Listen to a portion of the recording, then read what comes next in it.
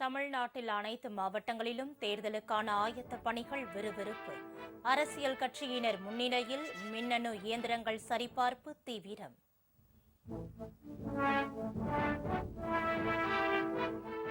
சட்டமன்ற தேர்தலில் போட்டியிட விரும்புபவர்கள் விருப்ப மனு அளிக்கலாம் என எடப்பாடி பழனிசாமி அறிவிப்பு. பாமகவும் விருப்ப மனு பெறுவதாக அன்புமணி தகவல். தவேக தலைவர் விஜயின் முன்னாள் மேலாளர் பி.டி. செல்வகுமார் முதலமைச்சர் முன்னிலையில் திமுகவில் இணைந்தார். நடிகருக்கு சேரும் கூட்டம் ஓட்டாக மாறாது என விமர்சனம்.